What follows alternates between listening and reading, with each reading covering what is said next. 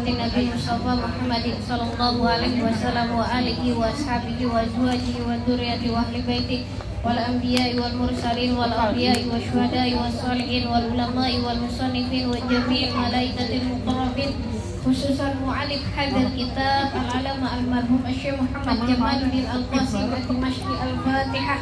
A'udzubillahi minasyaitonir rajim. Bismillahirrahmanirrahim. Alhamdulillahi rabbil alamin arrahmanir rahim maliki yaumiddin. Iyyaka na'budu wa iyyaka nasta'in. Ihdinas siratal mustaqim. Siratal ladzina an'amta 'alaihim ghairil maghdubi 'alaihim waladdallin. Rabbighfir lana wa liwalidayya amin. Kemarin kita sudah bahas adab doa ada 10. Kita sudah bahas 2. Yang pertama, ibu kalau doa usahakan perhatikan waktu-waktu yang mulia. Waktu-waktu yang mulia itu seperti hari Arafah, bulan Ramadan, hari Jumat, dan setiap hari pada waktu sahur. Bu, tapi bukan berarti kita tidak berdoa selain waktu itu. Artinya, kalau di waktu-waktu yang mulia ini kita usahakan doa kita agak banyakan kuantitasnya. Kalau nggak bisa agak banyakan kuantitasnya, berarti sedikit tapi berkualitas. Sedikit tapi berkualitas gimana, Neng? Sedikit berkualitas itu ibu doanya khusyuk, khudu. Kan ada orang doa yang sambil dengerin musik, ya kan ya? Ada orang doa sambil megang-megang apa tuh, HP atau buka status. Nah itu nggak khusyuk. Jadi kalau ibu mau doanya doa yang di waktu mulia, ini udah dapat waktu mulianya. Kalau nggak bisa agak banyakan, paling tidak dikit tapi berkualitas. Berkualitas itu ibu beneran serahkan hati ibu, jiwa raga ibu untuk berdoa kepada Allah. HP-nya ya dimatiin dulu. Kalau lagi masak, ya masaknya dimatiin dulu gitu kan. Jangan sampai berdoa sambil nyalain kompor, kan gak tenang. Berdoa sambil nyalain keran, gak tenang. Atau berdoa sambil sambil jahit, sambil kalau ibu-ibu kan biasanya sambilannya banyak, kerjaannya banyak. Tapi usahakan berdoa itu berkualitas. Artinya ibu serahkan jiwa raga ibu kepada Allah. Yang kedua, adabnya apa? Yang kedua, ibu ngambil kesempatan yang mulia. Kalau tadi waktu yang mulia, kalau yang kedua kesempatan atau hal keadaan yang mulia. Kemarin kita sudah bahas seperti apa hal yang mulia. Kalau ibu dalam berperang fisabilillah, ibu banyakin doa. Tapi kan Neng, kita sekarang udah gak berperang. Tapi nanti dikiaskan fisabilillah itu ternyata bukan hanya berperang. Ibu fisabilillah di jalan Allah, salah satunya ini ibu lagi belajar nih. Belajar ini salah satunya adalah fisabilillah. Banyakin doa, karena ini hal keadaan kita sedang belajar, sedang waktu yang mulia atau keadaan yang mulia. Kayak tadi Team doain buat Mayet, buat Putri bukan Putri. Kita bukan Putri mana, pakai Putri. Nah itu mengambil keadaan yang mulia. Kita tadi doakan anak-anak kita, suami kita, semuanya, keluarga kita, bahkan ahli kubur kita. Itu kita ambil keadaan yang mulia. Apa keadaan mulia? Kita lagi fisabilillah.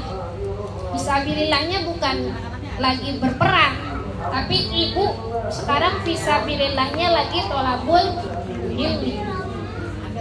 Wa inda nuzulil ghais. Nah ini keadaan mulia juga nih. Lagi turunnya hujan. Kemarin udah kita bahas. Atau ketika iqamatis sholawatil maktubah, ketika iqamah sholat yang fardu. Tadi yang lagi di masjid, ketika iqamah itu doanya dikabulkan. Artinya karena apa? Karena hal keadaannya asyarifah yang yang mulia. Ibu sedang berdiri untuk menegakkan sholat. Atau wa khalfas sholawat, selesai sholat fardu. Sholat fardu juga selesai sholat fardu berarti ibu ambil dalam keadaan yang mulia. Makanya banyak orang cari kesempatan di sini. Ulama-ulama kita, para salafus sholih itu habis sholat fardu gak langsung berdiri, gak langsung buka mukena. Kalau kita mah sekarang zaman modern udah pada, apalagi sholat di kantor, habis sholat kadang-kadang assalamualaikum warahmatullahi wabarakatuh, assalamualaikum warahmatullahi wabarakatuh, boro-boro qobliyah ba'diyah, udah langsung lipat mukena, langkah jalan. boro-boro wirid, boro-boro doa qobliyah ba'diyahnya aja ketinggalan zaman modern. Tapi ternyata masih banyak yang ngamalin. Ada juga yang mempertahankan walaupun dia kerja sesibuk apapun, walaupun zamannya sudah modern, walaupun eranya sudah era digital teknologi, tapi dia tetap ngamalin qobliyah ba'diyah wirid doa, masya Allah.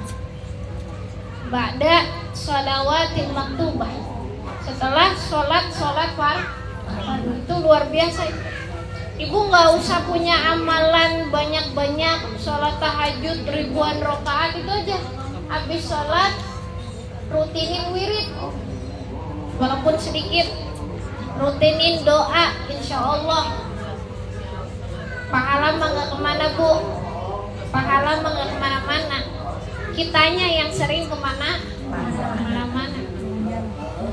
Wa bainal adzani wal iqamah, tuh hal keadaan mulia salah satunya di antara azan dan iqamah. Tadi azan, kita habis azan doa, itu juga masuk dalam al-ahwali asy-syarifah, keadaan-keadaan yang mulia. Apalagi wahalatis sujud, dan ketika keadaan ibu lagi sujud, apalagi sujudnya sujud sholat fardu yang terakhir. Ini sujudnya tidak diterangkan sujud sholat fardu atau sholat sunnah. Yang jelas ketika ibu sujud itu ibu sedang al-ahwali syarifah, keadaan yang mulia. Ibu doa. Kemarin juga sudah kita jelaskan, kalau doanya doa maktur yang diajarkan oleh Nabi atau yang diajarkan oleh Al-Quran, ibu silakan lafazkan di dalam sholat, di dalam sujud. Tapi kalau doanya bukan doa yang maktur atau bukan doa yang diajarkan oleh Rasul atau yang bukan diajarkan oleh Al-Quran, lebih baik doanya di dalam hati. Jangan sampai ibu lagi sujud, ya Allah berikanlah ya Allah aku gitu kan, diomongin. Jangan, karena itu ibu lagi sholat. Sujudnya dalam keadaan sholat, kecuali sujud biasa. Sujud bukan dalam keadaan sholat. Kalau sujud dalam keadaan sholat, ibu nggak boleh ngomong selain omongan yang Al-Quran atau omongan yang memang doa-doa yang maktur yang diajarkan oleh Nabi, atau doa-doa yang memang itu berkaitan dengan sholat. Kalau apalagi pakai bahasa Indonesia, nanti orang nyangka ini lagi sholat apalagi.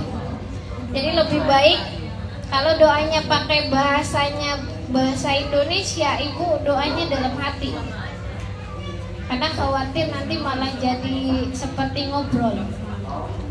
Kecuali doa yang sudah maksur, Rabbana atina fid dunya hasanah wa fil akhirati hasanah wa qina adzabannar, atau doa apanya, subhana rabbiyal a'la wa bihamdihi, subhana rabbiyal a'la wa bihamdihi, tambahin lagi Rabbana atina fid dunya, tambahin lagi Rabbi firli wali wali, boleh, silakan doa sebanyak-banyaknya ketika sujud. Wa ikhlasihi wa firaghi minal musyawwasat. Dan apa? Oh ini belum nih, maaf kelengkap.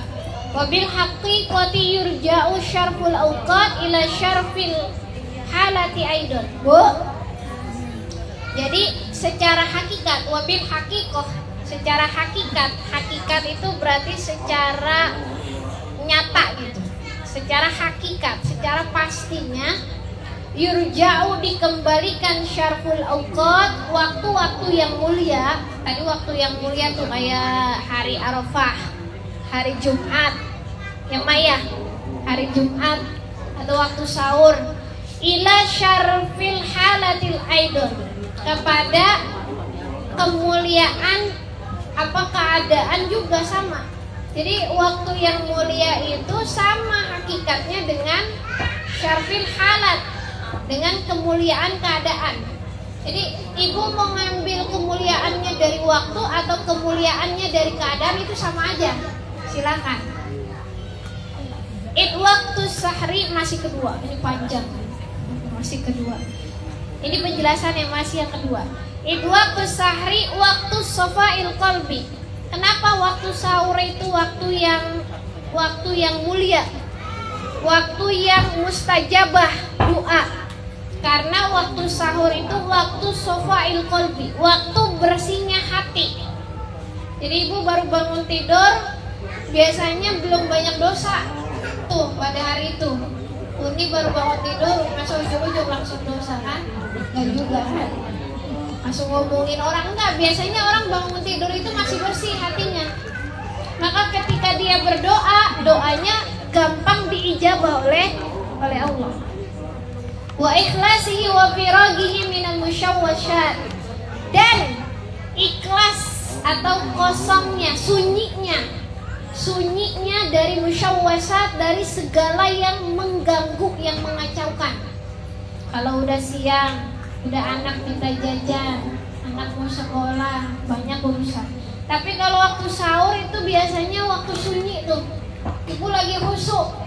Makanya ibu kalau berdoanya tengah malam, lagi waktu sahur orang masih pada tidur, dengan ibu siang hari beda rasanya. Kalau waktu tengah malam ibu kadang sampai desak-desak nangis gitu ya, nggak kedengeran orang, nggak malu gitu. Jadi Allah doang yang dengar gitu, karena orang lagi pada tidur. Tapi kalau udah siang, tetangga udah banyak yang hei, assalamualaikum, ketok-ketok segala macam, bisa keganggu tuh. Kita lagi nangis-nangis kan, ada yang ketok-ketok kan, akhirnya nggak jadi nangis. Lagi nangis-nangis, ya Allah, ya Rabbi, ada yang assalamualaikum, waduh, kacau. Jadi sebelum subuh atau waktu sahur itu waktu sunyinya daripada yang mengacaukan kita. Wa yaumu Arafah wa yaumul Jum'ah waktu ijtima'il himmah.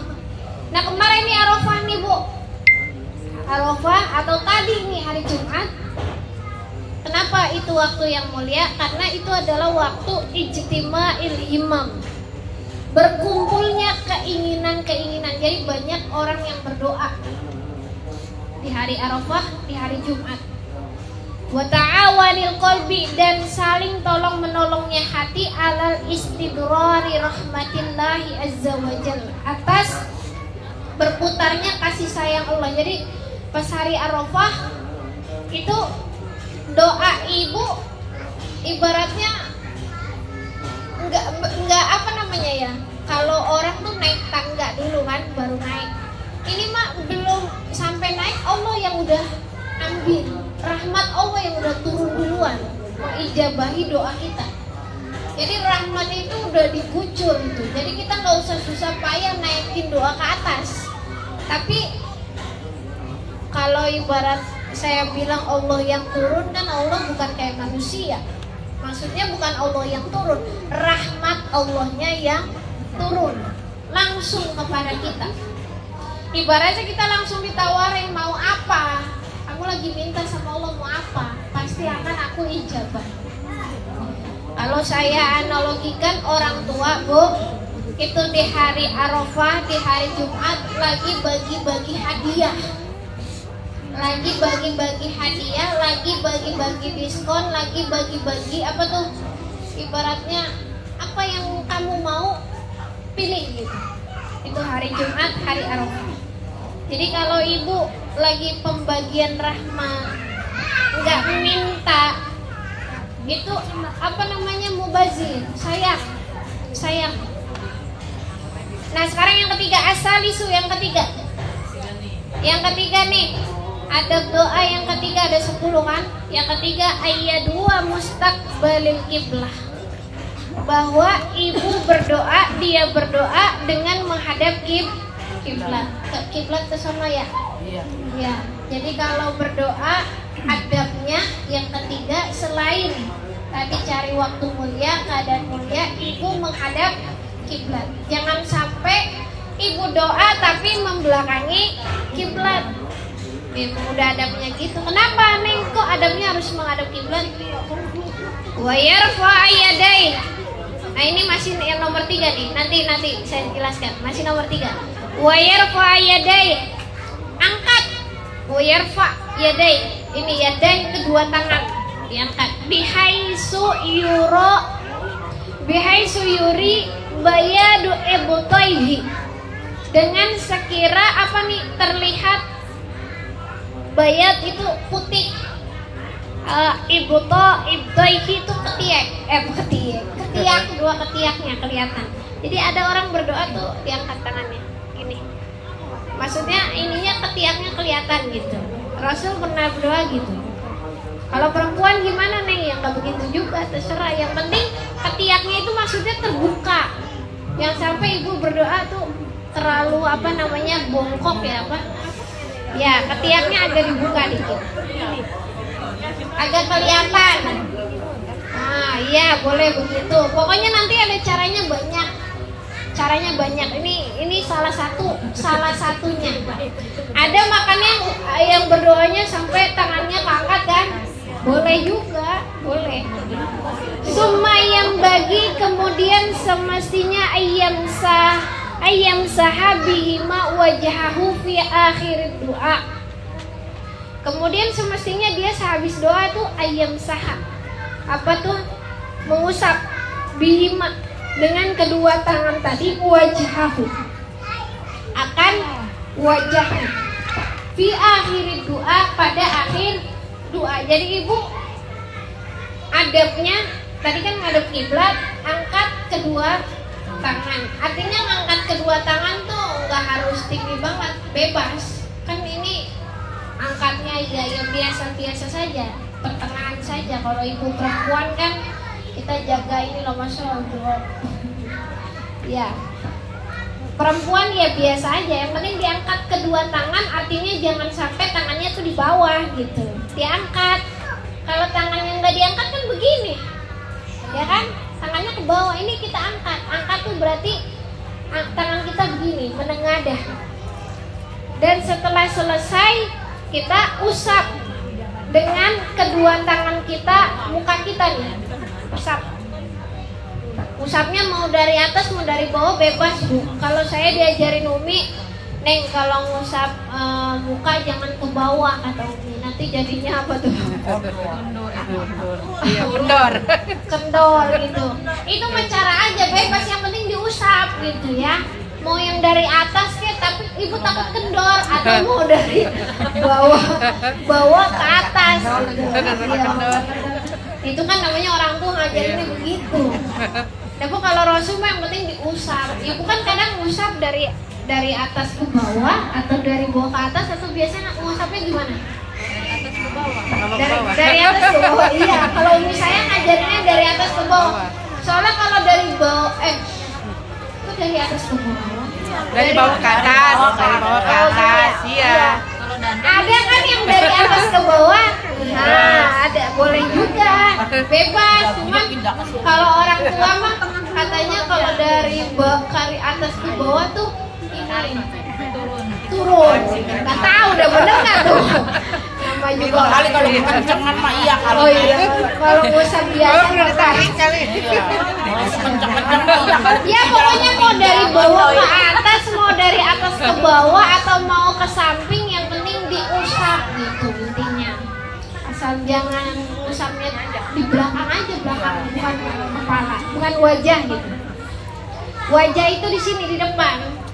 Wajah itu batasannya dari mana sih? Kalau di ulama menjelaskan wajah itu batasannya nih tempat tumbuhnya rambut sampai apa nih? Rahang. Ya, rahang, 2 rahang.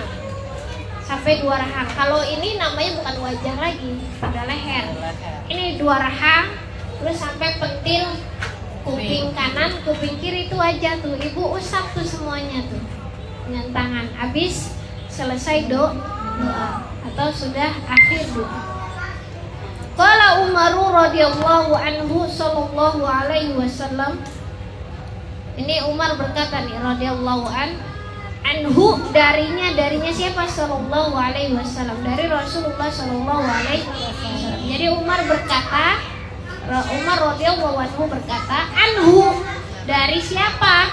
Dari sallallahu alaihi wasallam, dari Nabi Muhammad sallallahu alaihi wasallam. Umar ngomong tapi kata Nabi. Apa kata Nabi? Karena Rasulullah sallallahu alaihi wasallam, adanya dulu Rasulullah sallallahu alaihi wasallam, idza apabila madda yadai. Madda itu memanjangkan, yadai kedua tangan, fi doa di dalam doa. Panjang, agak panjang Rasul menjangin tangan. Lam yaruddahuma, tapi tidak menolak keduanya, artinya tangannya tidak begini, tapi begini. Dan tidak habis doa tuh nggak menolak, nggak langsung ke bawah gitu. Hatta yamsahabihima wajhu, sehingga Rasul tuh mengusap dengan kedua tangan tadi akan wajahnya.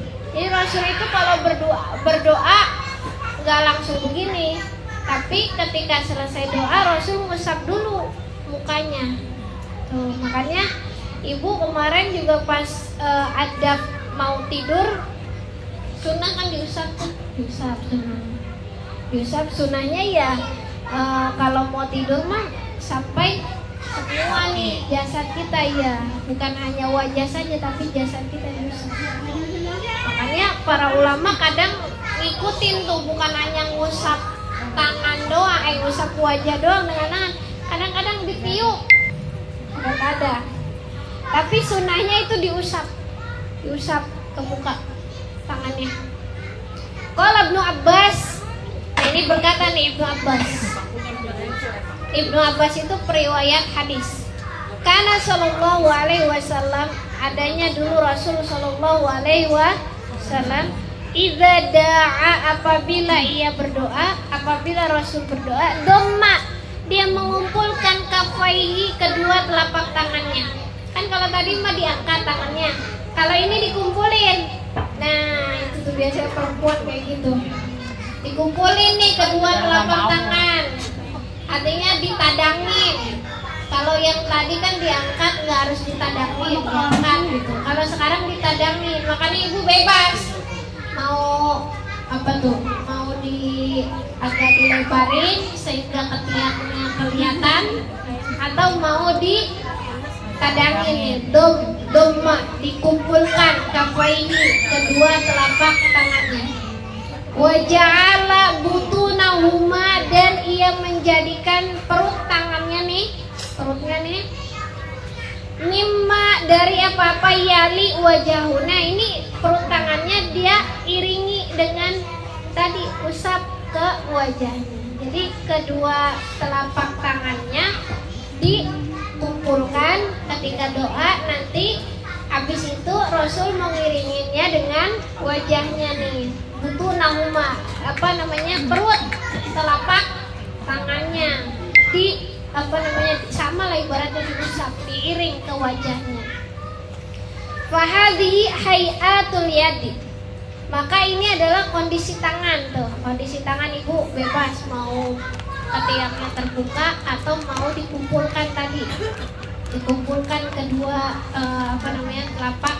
Dan kalau laki-laki kan biasanya agak buka, dia agak lebar. Ada yang malah tinggi gitu, tapi mukanya mah nggak ke atas, mukanya ke bawah, tangannya doang. Ada yang dia mengumpulkan tadi. Dua-duanya dari hadis Rasul. Rasul pernah seperti itu. Wala yurfa'u basarahu ila sama, tapi tidak mengangkat basarahu, pandangannya, ila sama, ke langit. Ibu ngangkat tangan tapi pandangan mah tetap ke bawah, bukan pandangannya ke langit gitu. Jadi Rasul itu mandangannya wala yurfa ya basarahu ila sama. Rasul tidak tidak mengangkat pandangannya atau matanya kepada langit. Jadi cukup ibu wudu, susu ya, nggak usah sampai dengar ya, nggak usah, karena pandangannya nggak usah diangkat ke langit. Nah ini harus ibu ketahui juga nih. Jadi ibu salah satu adab doa itu ibu meninggalkan mengeluh kepada selain Allah. Jadi kalau ada keluhan, apalagi kepada orang yang bukan ahlinya, dia nggak tahu apa-apa gitu ya, kita ngeluh kepada dia, nanti ujungnya jadi gosip. Jadi lebih baik tinggalin ngeluh kepada selain Allah. Ya kalau ngeluh sama suami sendiri biar cari solusi silakan. Kalau memang ibu sadari mengeluh itu untuk nanti mengobati misalnya rasa sakit ibu atau memberikan solusi. Tapi kalau nggak ada gunanya ngeluh ke orang banyak gitu ya, apalagi di status gitu kan, itu emang siapa yang mau ngasih nasihat kita ngeluh di status? Yang ada orang malah julitin kalau kata bahasa anak gaul mah gitu ya. Jadi jangan sampai kita ngeluh di tempat umum. Kalau mengeluh pada tempatnya, ya udah pada Allah atau pada orang yang bisa memberikan kita nasihat, atau pada orang yang memang kita masalahnya di situ. Sama suami kita ya udah sama suami. Sama orang tua karena bisa memberikan solusi silakan. Tapi kalau mengeluh di tempat umum, nanti yang ada menebarkan energi negatif. Coba ibu baca status orang isinya ngeluh, nanti otak ibu jadi memorinya ngeluh dulu. Jadi lama-lama kurang bersyukur. Jadi kalau mau mengeluh silakan kepada orang yang ahlinya atau orang yang ibu percaya.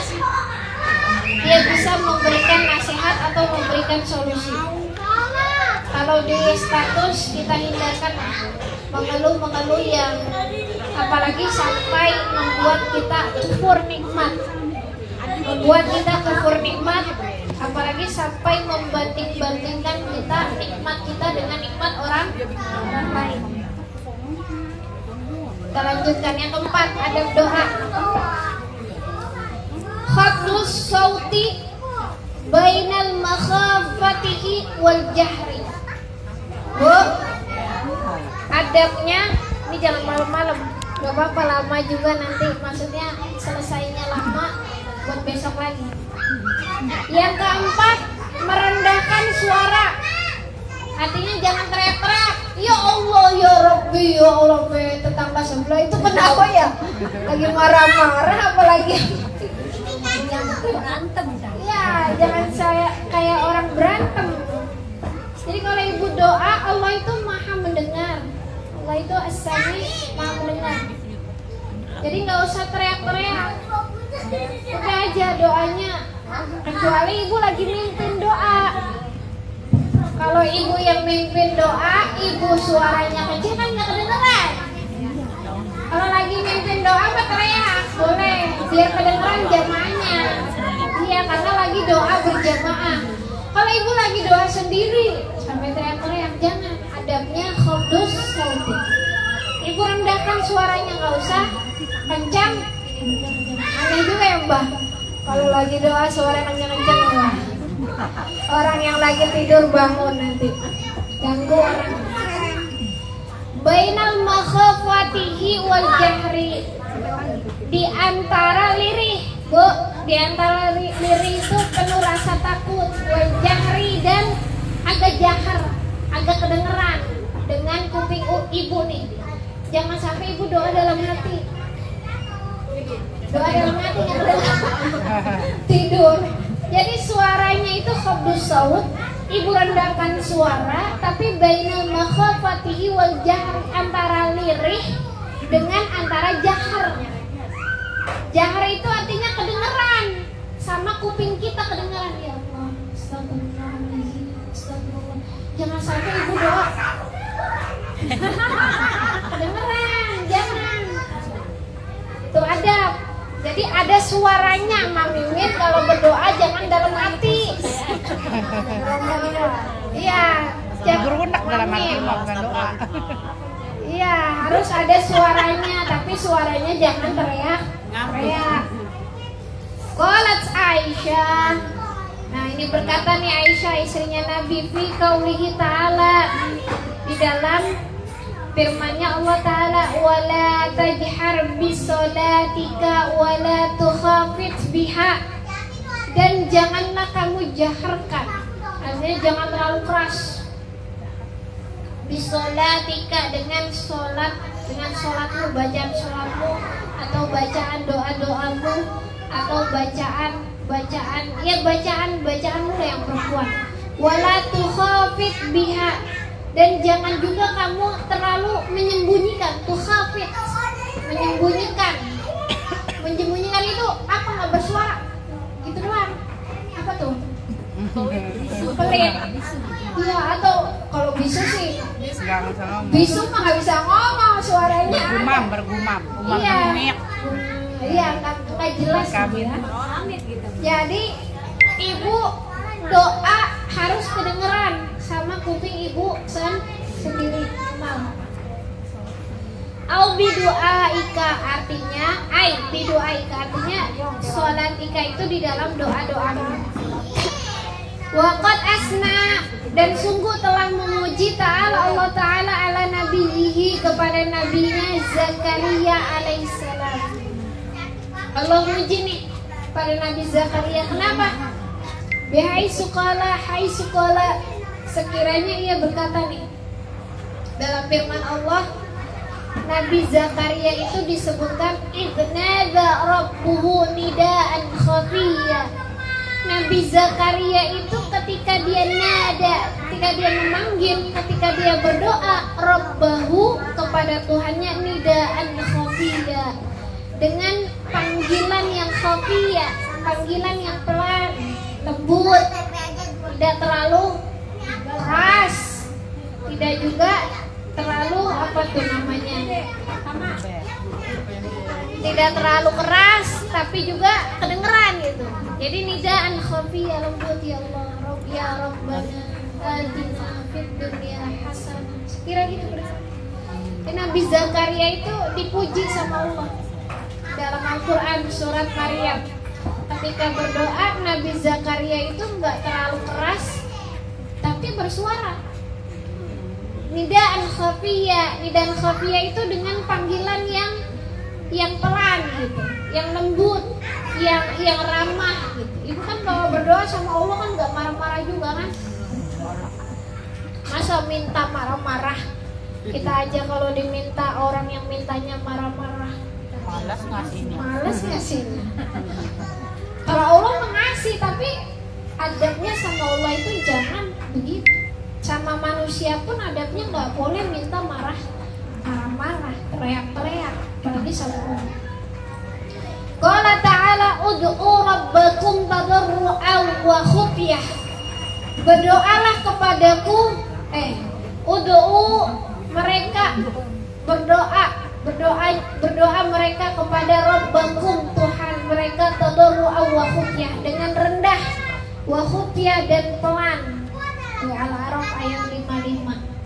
Masih ada waktu nggak Bu? Lanjut besok apa? Satu lagi, yang kelima. Setengah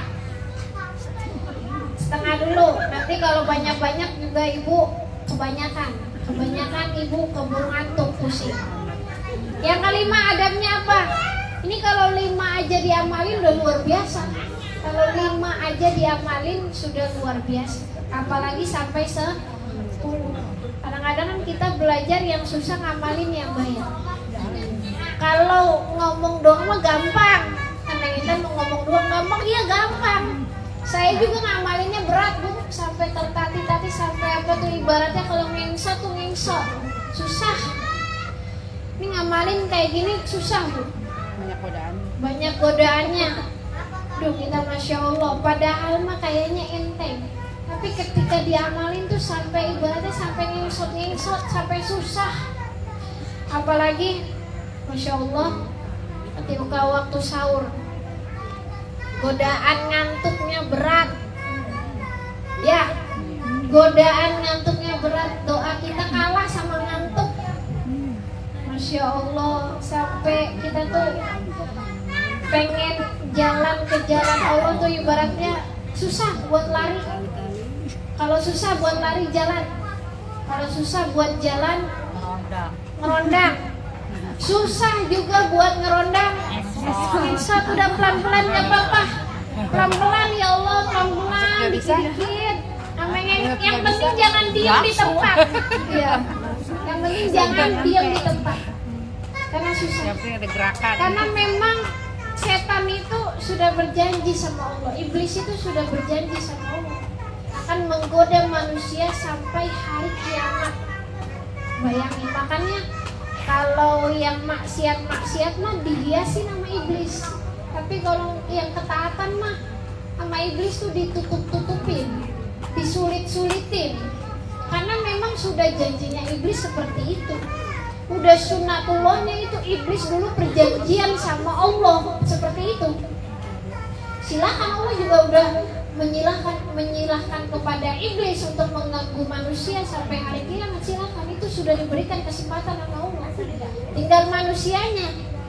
Kan wahadainahun najdain. Allah siapkan dua jalan bareng.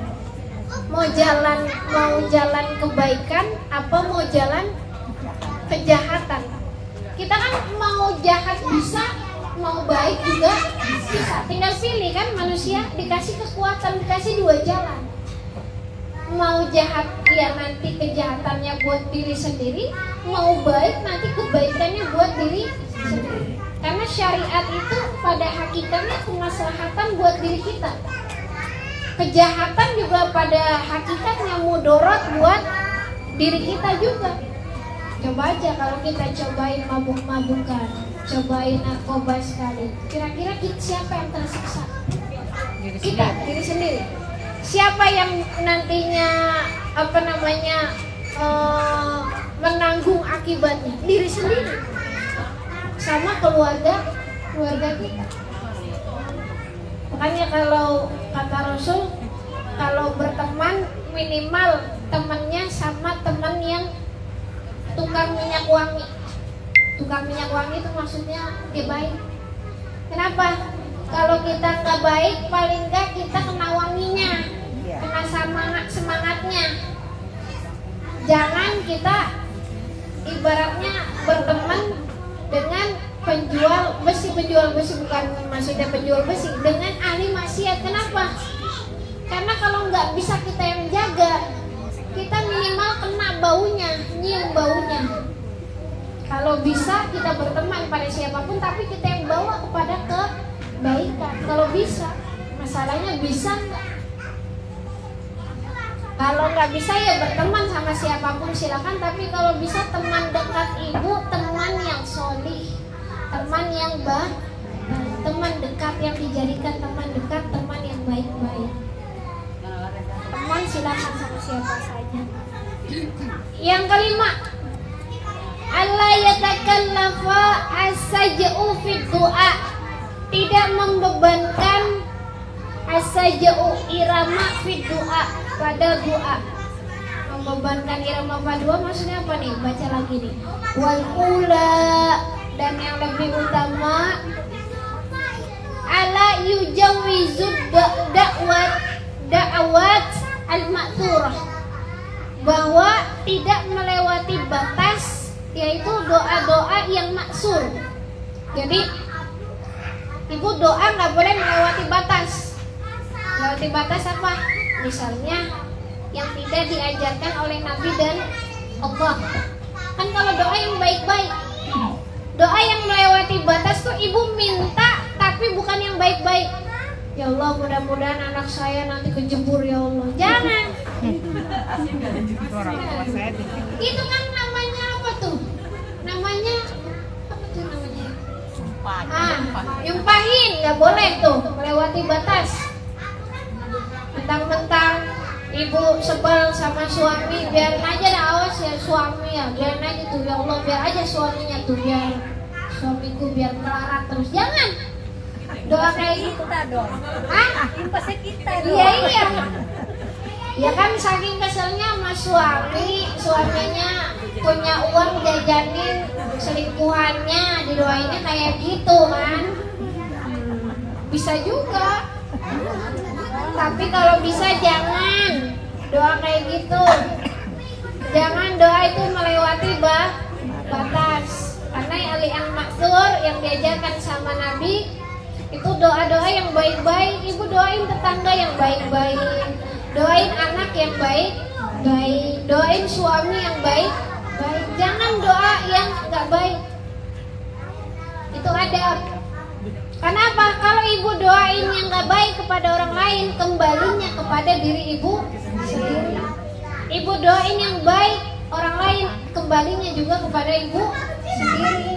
Makanya jangan sumpah serapah tuh, nyumpahin orang. Jangan suka nyumpahin orang. Itu nyumpahin orang itu ngedoain yang nggak baik. Ngedoain yang nggak baik itu apa namanya? Yuzawizud da'wat, itu terlalu berlebihan, terlalu melampaui batas. Gak boleh nyumpahin orang, biar aja tuh orang itu jatuh miskin. Saking keselnya ngomong kayak gitu. Nanti yang jatuh miskin siapa?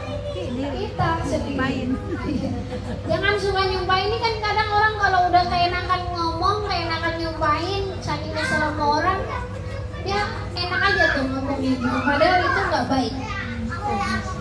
Qad ya'tadi fi du'aihi fa innahu qad ya'tadi fi du'aihi, maka sungguh doa yang melewati batas atau yang berlebihan, fa yas'alu ma la taqtadihi maslahah, itu adalah permintaan yang tidak diperlukan dan tidak maslahat. Jadi kalau mintanya nggak diperlukan, itu juga termasuk doa yang melampaui batas. Apa misalnya? Ibu nggak perlu punya suami lagi. Ibu berdoa, ya Allah mudah-mudahan nanti punya suami lagi. Nggak usah ibu udah punya suami, ngapain doa? Itu namanya doa yang tidak diperlukan atau yang tidak maslahat. Atau ibu ya doa-doa yang menyalahi norma, yang menyalahi etika, yang menyalahi agama, menyalahi segala macam, itu tidak diperlukan. Atau misalnya, ya Allah semoga anakku jadi nabi. Nah, Nabi Muhammad terakhir. Gak boleh doa kayak gitu. Itu doa yang tidak diperlukan, doa yang berlebihan.